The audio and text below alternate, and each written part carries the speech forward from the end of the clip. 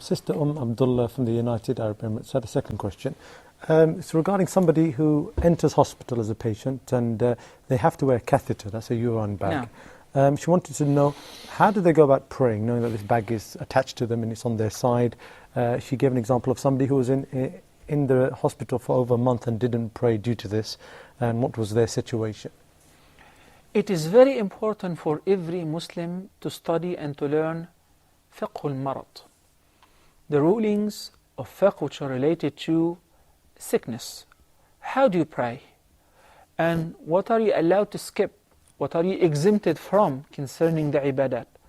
We initially agreed that every believer must offer the salah and on time.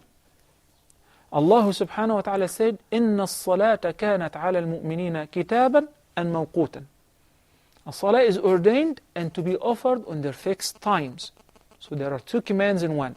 To offer the salah and to offer it on time. Who will be exempted from that? Several people. The travelers, people on the battlefield, guards, surgeons, those who are doing certain business which they cannot leave their business. As I said, for instance, a surgeon who's operating in a surgery. He's local, he's resident, he's not traveling. But he may combine two prayers at the time of either one of them. We're talking about Dhuhr and Asr together and Maghrib and Isha together. Similar to the traveler. People during the fear or during the heavy rain, thunder, storm, etc., even though they're residents, they may do that. Sick people who suffer and are confined to bed, they find it very difficult to make wudu for every salah and so on. They may combine the prayers. But of course, only those who are traveling, they may shorten the prayers.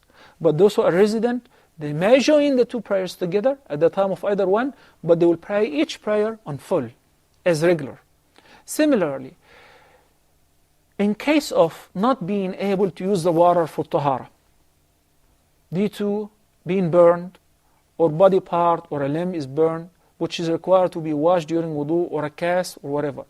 You wash the body parts which are exposed, which are safe to wash, and you wipe with wet hands on the parts which are covered with the cast or with the cream or the ointment or whatever. You don't have to wash it if it is harmful. What if the person cannot make wudu at all? Then we go to at-tayammum. At-tayammum, which is a very simple process. You're mentioned in a case where what really precedes making wudu is at-tahara from the impurities, urination and defecation. What if the person is constantly urinating or constantly passing gas or having a catheter, like this case? You will make the wudu if it is possible, and you will pray still even if there is still urine leaking or passing gas. This is a case similar to salasul bawl, being incontinent, not able to maintain urination or your wind. So in this case, Allah subhanahu wa ta'ala also made it easy for the sick people to combine the prayers, and meanwhile to pray in every possible condition. If they cannot stand up, while sitting down, facing the Qibla. What if it is impossible? Then pray whichever direction you can.